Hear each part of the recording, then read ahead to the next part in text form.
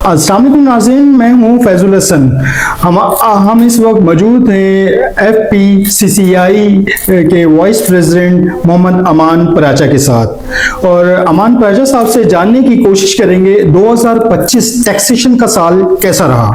अस्सलाम वालेकुम। वालेकुम सलाम जी अमान पराचा साहब, ये बताएं कि ये जो 2025 का साल है ये कितना टैक्सेशन के हवाले से आप लोगों के लिए कैसा रहा है? बहुत शुक्रिया आपका। देखें जी, 2025 का साल ओवरऑल हम देखें बिजनेस कम्युनिटी और पाकिस्तान मीशत के लिए हम इसको नेगेटिव समझते हैं कि वो टारगेट अचीव नहीं कर सका जो करने चाहिए थी। जो टैक्स टारगेट रखे गए थे रेवेन्यू के वो भी पूरे नहीं हुए, उसमें भी शॉर्टफॉल चलता रहा है। और उसके बाद पॉलिसीज जो है ना वो ऐसी बनाई जा रही थी और बनाई है उन्होंने जिसके ऊपर हमारी इंडस्ट्री नहीं चल सकी, ज़राअत नहीं चल सकी और सर्विस सेक्टर भी हमारा मुतासर हुआ है। तो हमें चाहिए कि हम इन पे फोकस करते। टैरिफ रेट एक इशू है, इलेक्ट्रिसिटी टैरिफ रेट बहुत ज़्यादा था, उस पर भी हमने बहुत आवाज़ उठाई लेकिन हमारी ऐसी सुनवाई नहीं हुई। और जो आपका इंटरेस्ट रेट था वो भी हम चाह रहे थे कि कम से कम सिंगल डिजिट में आ जाए लेकिन वो भी नहीं आया। तो इसलिए ओवरऑल हम देखते हैं तो बिजनेस कम्युनिटी बहुत मुश्किलात का शिकार रही है। तो इस मुश्किलात के हल के लिए आप लोगों ने जैसे प्लेटफॉर्म मौजूद हैं उसके ऊपर आवाज़ उठानी चाहिए थी ताकि वो आम पब्लिक में जाती है, आम पब्लिक को पता चलता है कि भाई ये वाकई मुश्किलात का शिकार है हम लोग। और उसके यानी कि वो एक पब्लिकली जो है ना वो आप लोगों का जो है ना मौक़िफ़ सामने सही तरीके से नहीं आ सके या पेश नहीं कर सके आप लोग। देखिए, इस अलमिया सबसे बड़ा ये है कि इस वक्त अगर हम अपना कोई मौक़िफ़ पेश करते हैं तो हम ये कह देते हैं कि IMF हमारे लिए हर्डल है, तो वो ये कह के अपनी जान छुड़ा लेते हैं। लेकिन हम समझते हैं कि बहुत सारी ऐसी चीज़ें हैं जो IMF को उसमें कोई मसला नहीं है।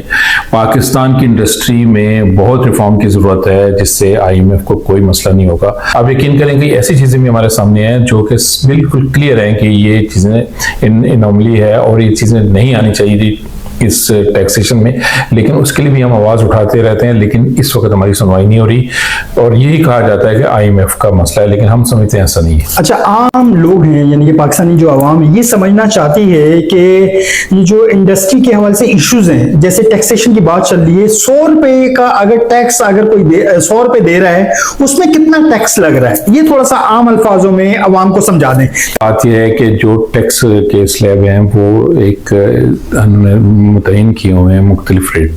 जो हाईएस्ट टैक्सेशन है ना वो मेरे ख्याल से तकरीबन 60% जाती है।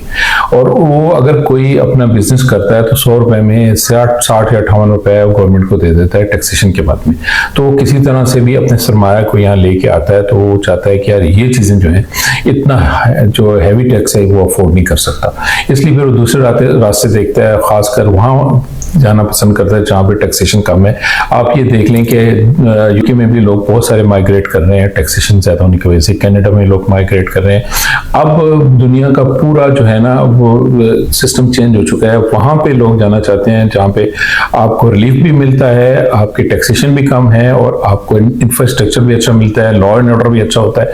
अगर आप ये सारी चीज़ें नहीं दे सकते और इतना अपने ऊपर टैरिफ रखा हुआ है तो लोग फिर मायूस होते हैं और अपनी सरमाए को कहीं और शिफ्ट करने का सोचते हैं। 2026 में जो आने वाला साल है इसमें आप हुकूमत से क्या चाहते हैं? देखिए, सबसे पहले तो हमारी ख्वाहिश ये है कि जो गवर्नमेंट है IMF के अगले प्रोग्राम में मत जाए, क्योंकि IMF के अगले प्रोग्राम में जाने से हमें जो है कई ऐसी चीज़ें हैं जो कि करनी चाहिए हम नहीं कर पाते हैं। तो पहले गवर्नमेंट IMF के प्रोग्राम से छुटकारा करे और उसके बाद बिजनेस कम्युनिटी के साथ बैठ के पॉलिसीज़ को, स्टेक होल्डर के साथ बैठ के पॉलिसीज़ को देखे कि इसको कैसे सही करना है। आप यकीन जानें कि अगर आप बिजनेस कम्युनिटी के साथ बैठेंगे तो बिजनेसमैन ये चाहता है कि उसका बिजनेस बढ़े। जब उसका बिजनेस बढ़ेगा तो क्या होगा कि रेवेन्यू ऑटोमेटिकली बढ़ेगा।